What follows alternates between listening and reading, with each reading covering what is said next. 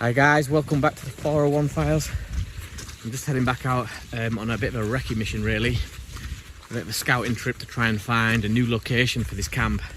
Any of you guys that have been following my videos will have seen recently that the last camp I built here was damaged by Storm Arwen. So the new task for me now is to find the new location. Hopefully it can be somewhere quite close to the last camp, and then I can salvage all the wood and rebuild, which will save me a hell of a lot of time. But the only problem is that in that area the ground is not flat, and I don't want to drift too far away in the search of flat ground, because then I'm back in the same problem where I have to start again and re-chop all the wood. So yeah, hopefully, fingers crossed, I can find somewhere close by to the old shelter that's pushed a bit further back into the woods and won't be as affected as bad by the wind, because tomorrow, guess what is scheduled? Another storm. So yeah, it's probably not the best time to start building, but at least if I can find a location to start building today, that's going to be a massive help. You guys kick back, relax and enjoy.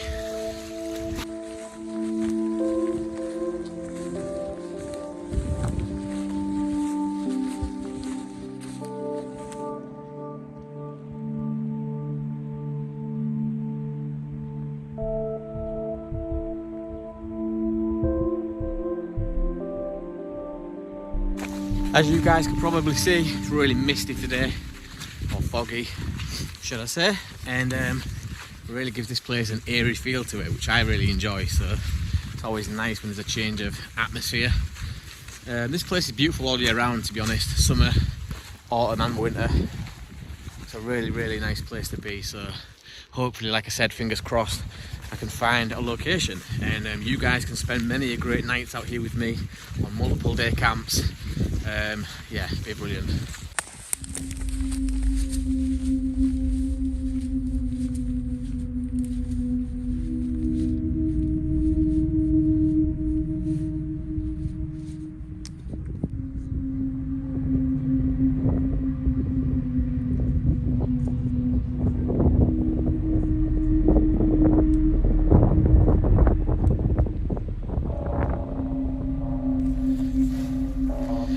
I always think about the birds and the animals in these areas during this time of year, because they must really struggle. It's harsh out here. It's sub-zero temperatures pretty much all winter, and when it snows it really does cover this area in thick snow. So finding food must be quite difficult, but I guess they're really well adapted to this area, obviously.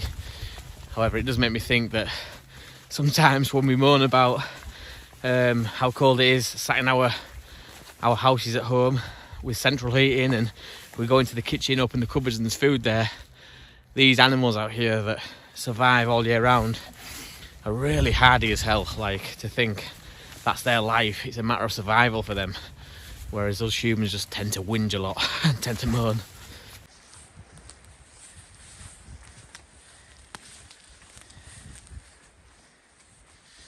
You can see the damage that was caused by Storm Arwen only last week. And I think about 3 days before that we had an earthquake, or a suspected earthquake. So this place really took a battering, and unfortunately for me, as I said, this is where my camp was built, and it kind of took some damage. Well, not severe damage to the point I couldn't use it, but this fallen tree here has fallen right in the path of where I started building my shelter. So I'll show you guys that in a minute. But really, it deemed it almost impossible for me to carry on camping here. So this is the tree, guys, that's causing me problems. As you can see, this huge root ball has been uprooted, and this great big tree has just fallen straight in the path of where my shelter is. And had it fallen in any other direction, we might have been all right, but that's just too dangerous to be sat around the fire one night and have that great big whopping thing fall through the trees on top of you. So yeah, the plan, like I said today, is to relocate and hopefully salvage all this wood, so I don't have to chop it all again and prep it all again, and that will save me a hell of a lot of time. But the hard thing about now, and the struggle, will really be the ground, because if you look, it is a plantation, and a lot of this is just peaks and troughs all the way through. In fact, this was the only flat piece of ground when I had a look the first time to build a camp. if I'm lucky enough to find something similar, then I think we can call today a win. So I'm recently reading Paul Sinclair's Truth Proof 4 book. I posted to you guys in the community only a few days ago actually to say that I've received the book now and I will start reading it, looking forward to it kind of thing. And seriously creepy, guys, creepy stories. But what I love about it is it kind of strengthens everything I've been saying for the last few years. I operate here in the North Yorkshire Moors, and as I've always said, it is a different area to where Paul operates, but it's all classed as being under the same umbrella, the North Yorkshire Moors, which is a huge expanse of land shrouded in really strange things going on. So yeah, for anyone that ever has doubted me, go get Paul's book, Truth Proof 4, and have a read for yourself. I'm not making these things up. People do come forward with strange stories. Now, are all of them true? Only the people speaking about their experience will know that. But I don't think that, in the same token, all of them can be lies. So even if one of them is correct or true, that's a very scary situation and statistic, because some of these stories in Paul's book detail creatures like a wolf man. There's UFO encounters. There's all sorts of things being reported in these areas, as you guys know that are loyal subscribers here. And yeah, so for me reading that book with all these different stories from this area, it makes it even more creepy now that I come out, because as I was reading through, I started thinking, shit, maybe I've been underestimating this and taking it lightly, and something really bad could happen to me one day and it would be all my fault. Because that's the severity of it. Like, I come out here and I talk to you guys about these stories and experiences that people have had from this area, and it's great. I get excited about it, as you guys do, but for those people, it's reality. Like, they don't get excited about coming here. They don't get excited about making the trip back to relive their encounter. So yeah, it's a case of be careful what you wish for, I guess, sometimes. But I'm really enjoying the book, and I can't wait to make my way through and read some more stories, because they are seriously creepy, as is this place in general.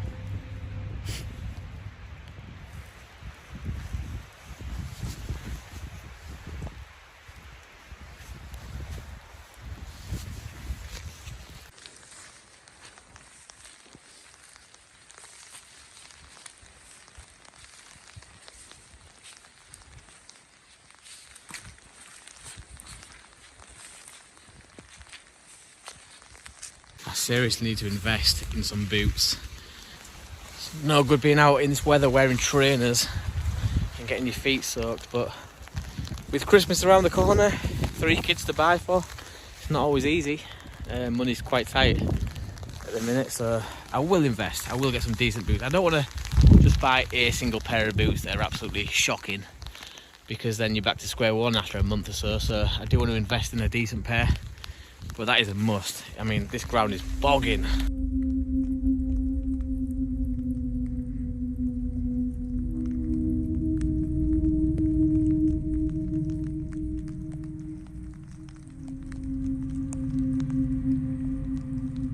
Okay, this is a very rare situation where I have to face something that I've said before in the past.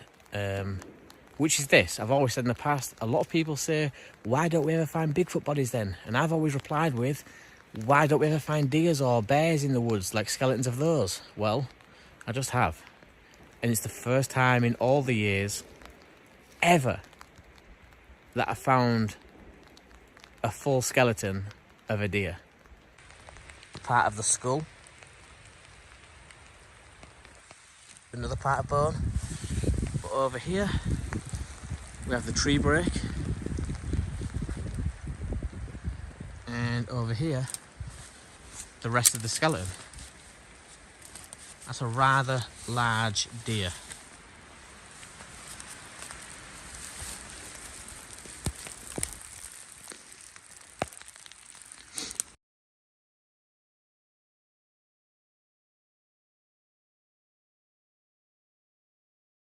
What's really strange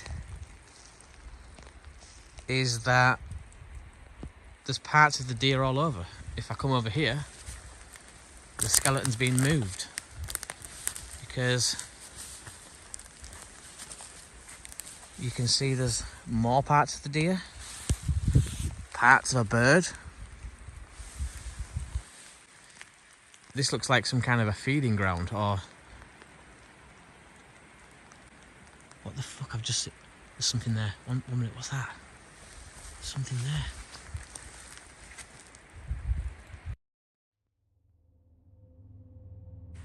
This looks like some kind of a feeding ground, or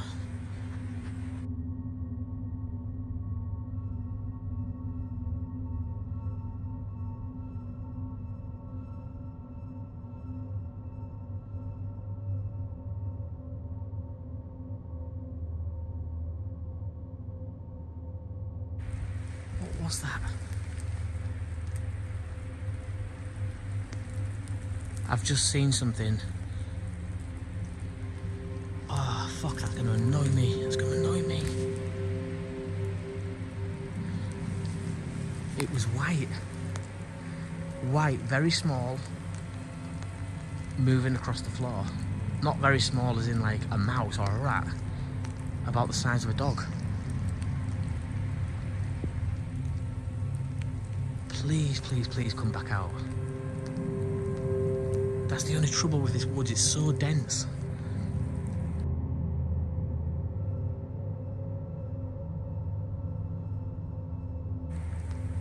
That's the only trouble with this woods, it's so dense. I didn't get a good look at it, but it obviously knows I'm here, whatever that thing was. It was white, like a greyish white. I daren't walk over in that direction, I'm going to be honest with you, because I don't know what the hell it was, but yeah, I'm freaking out. As you would do after finding a skeleton that's been dragged along the forest floor of a fully fledged deer. There's just body parts of animals all over. This is a very, very strange find. I've never found anything like this. I have no idea what that was. I hope to God that I can zoom in on this footage, but I'm highly doubtful of that because the forest is so dense and it is quite dark today. It's overcast and foggy. It was a tanned, like a grey white, the size of a dog, moving from this way to this way, and it's gone off in that direction. Now I'm not going to go chasing after that thing. I don't know what the hell that was, but is it a big cat, a wild cat or something? I absolutely have no idea, guys, at this point. It looks like it's starting to snow as well. How weird. It's now starting to snow. I think I'm going to get out of this place for a bit, guys, and just change my direction because I'm on edge. I'm not going to lie to you, I'm on edge. We hear a lot of stories about wild cats. I've never believed it ever. It's just something that I've never really looked into, to be honest, but I don't know what that was. I honestly don't know what that was. It was silent, whatever it was, and it moved very, very fastly, low to the ground in this direction. It came from where this opening part here is. You can see just the light coming through. But I don't know. This looks to me like it's a place where animals are brought to be killed and eaten. Now this has been moved. The whole skeleton, I mean, this thing didn't just fall down here and die. Because the part of the skeleton, or parts of the skeleton, are all over the place. I mean, there's another part over here.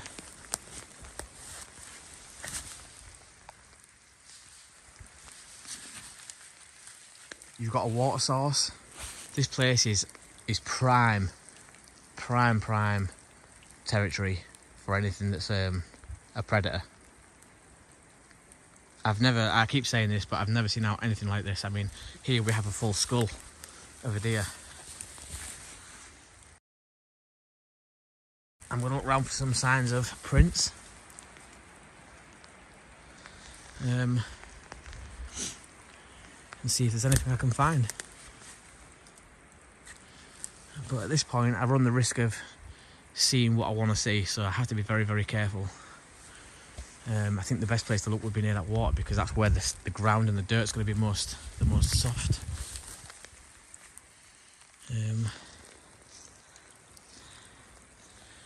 But again, you've got all this moss on here. Leaving footprints behind would be very easy to get away with.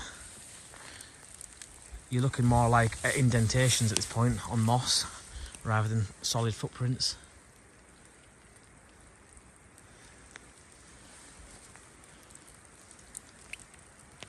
I'll just walk a bit further down this way.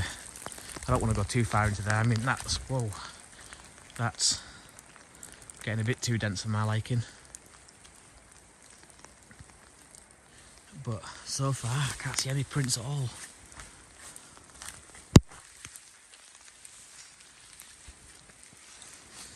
I would love to know what that was.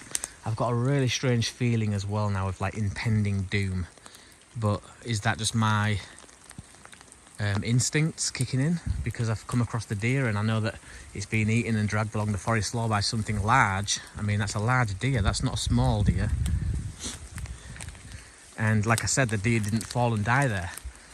The skeleton has been moved by something or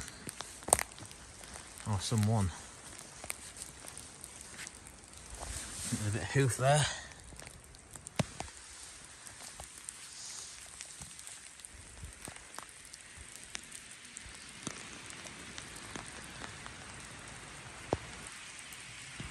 Yeah, no, screw this, guys. I'm going to get back to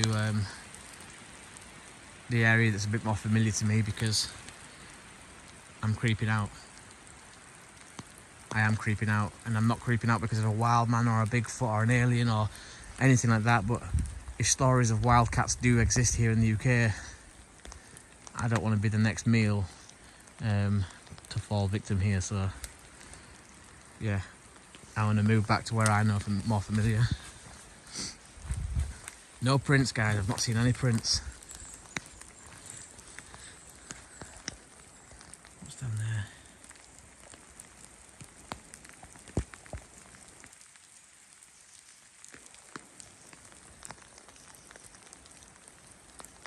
Right, I'm gonna head back.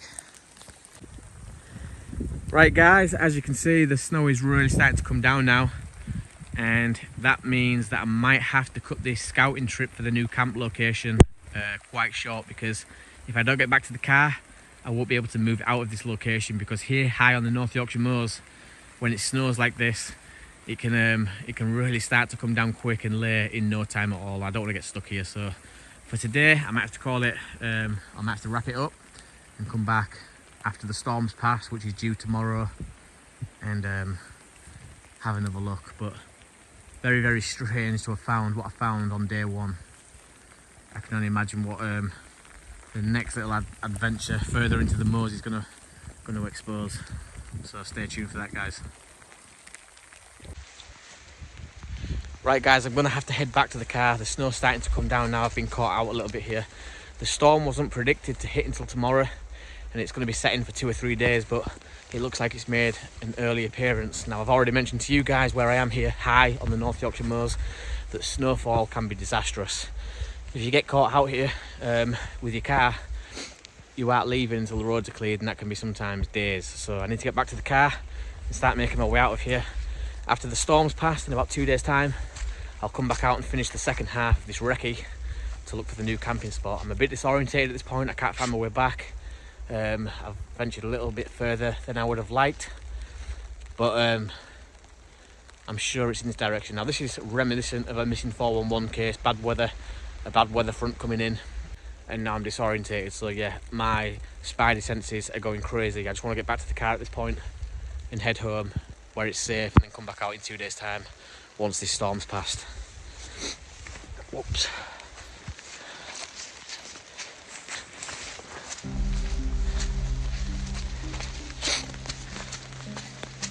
Maybe running's not a good idea either, because once you start running, you just freak yourself out.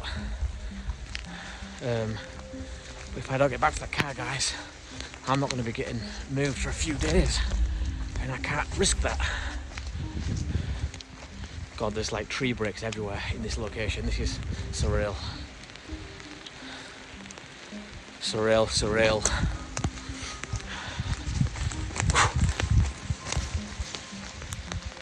This does not... What the hell? hell was that noise? Sounded like the goddamn predator. This does not feel good. This does not feel good at all, Ben. I hope the camera picked that up. It maybe didn't because the wind's quite bad. But it sounded like that predator noise.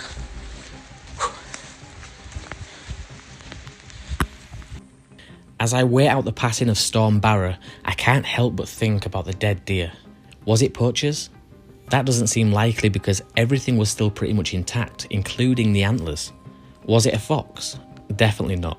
There are no predators here in the UK capable of bringing down a deer of this size. So was it natural causes? Well, for me this is the most likely explanation. But what was that thing I saw moving silently through the trees? And what on earth was that strange orb-looking anomaly? I've never seen anything behave like this before, and flies don't tend to come out during a heavy snowstorm. And if it was an insect, it was literally the only one in the forest at that time. Until I return, guys, these questions will always eat away at me. Until next time, I'll see you on the next one.